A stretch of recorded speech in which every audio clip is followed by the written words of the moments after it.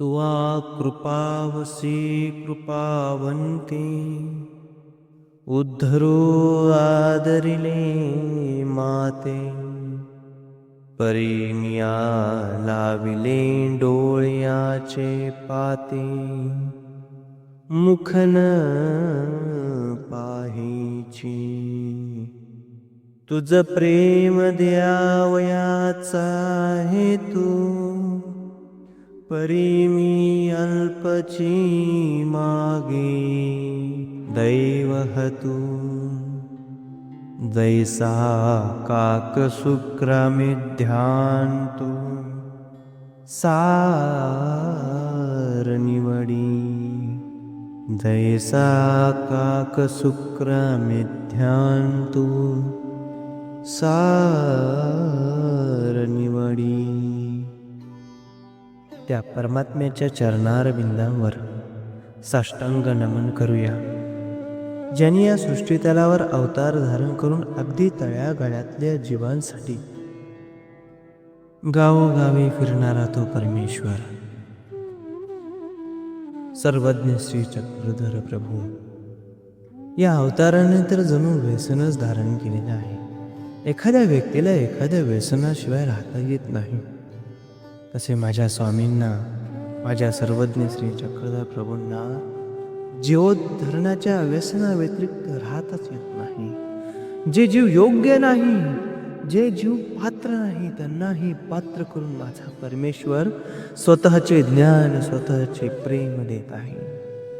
या चरित्राच्या पानापानावर असे अनेक भक्त आम्हाला दिसतात, असे अनेक भक्त आम्हाला अनुभवायला येतात की जे तयार नाही, योग्य नाही, पात्रही नाही, तरी सुद्धा तो परमेश्वर त्यांना उद्धाराच्या मार्गाकडे नेण्यासाठी आतुर झालेला आहे.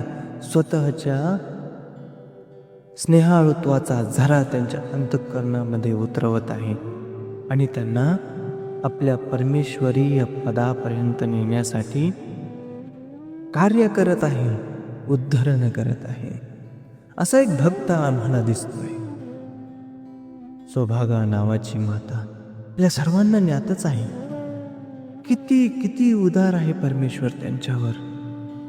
एखाद्या मातेने जणू लेकराला प्रेम द्यावे असा तो परमेश्वर त्या सौभागांना आपले प्रेम प्रदान करत आहे.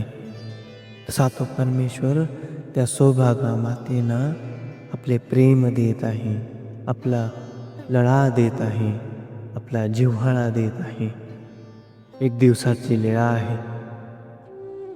एक दिवस स्वामींना दुपारचा पूजावसर झाला आणि आरोगणा झाली. पहुड झाल्यानंतर स्वामी आसनावर बसलेले आहे. बाईसा म्हणतात, बाबा, आपल्या इथे केळी फार साचलेली आहे, खराब होतील बाबा, तुम्ही वाटून का टाकत नाही? आणि मग स्वामी म्हणतात, बाई, केळी आणा इकडं. आणि मग स्वामींनी स्वतः वाटे केलेले आहे आणि सौभागा नावाची भक्त स्वामींच्या ठिकाणी आहे. स्वामी सौभागांना म्हणतात, बाई, केळी खाल?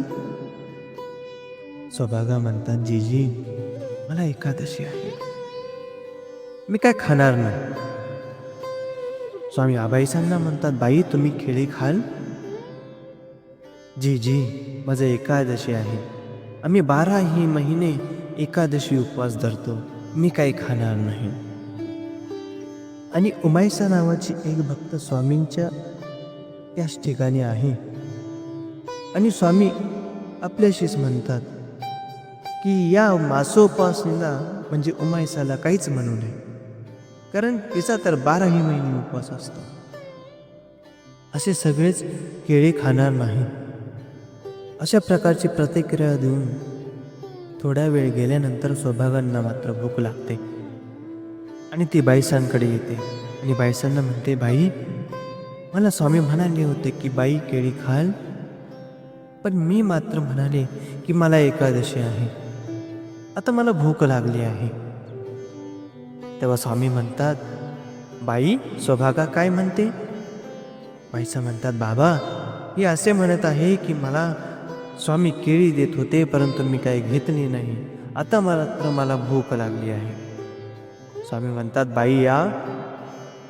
सौभागा आल्या. स्वामींनी जवळ बसवल्या. स्वामी बाईसांना म्हणतात, बाई केळी आणा आणि मग ती आम्हाला सोलून सोलून द्या. स्वामींनी आपल्या मांडीवर त्या सौभागांचे डोके ठेवले आणि ती तोंड वरती करून निजली.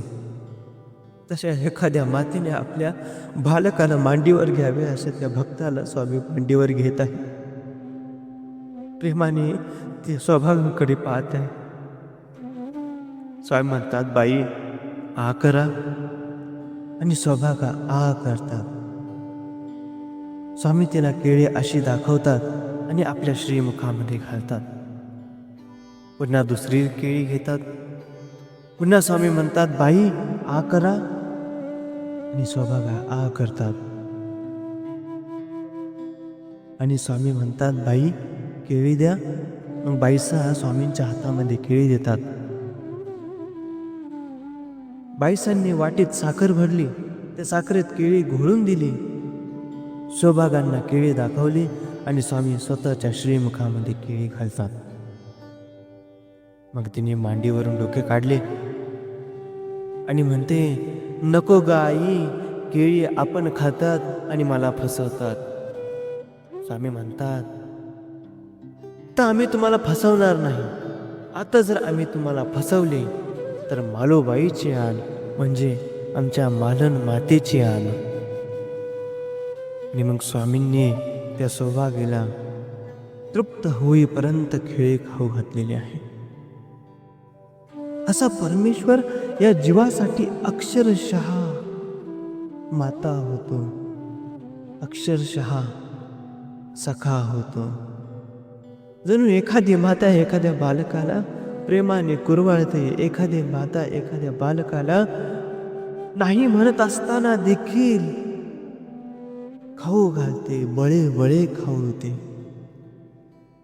अशी ती आमची सर्वज्ञ श्री चक्रधर माता त्या सौभागांना आपले आपले अप्तृत्व, आपले प्रेम त्या सौभाग्याच्या मुखामध्ये केळाच्या माध्यमातून ओतप्रोत करत आहे. अशी ती भाग्यवंत माता, ज्या मातेच्या नखाची सरी आपण करू शकत नाही. या लिहायच्या माध्यमातून परमेश्वराच्या श्रीचरणावर एकच प्रार्थना करूया की हे परमेश्वरा, सौभागांसारखं भाग्य तर माझं कधी उदयाला आलं नाही आणि कधी येईल असं मला वाटतही नाही. परंतु परमेश्वरा, तुम्ही माता आहात. जसे सौभागाला आपले प्रेम प्रदान करण्यासाठी जसे तुम्ही आतुर झाला, तसे माझ्यासाठी देखील आतुर व्हा. माझे सर्व दोष पोटामध्ये घाला आणि त्या मातेप्रमाणे माझं आपल्या प्रेमपदापर्यंत घेऊन जा. देवा, प्रेमपदापर्यंत घेऊन जा.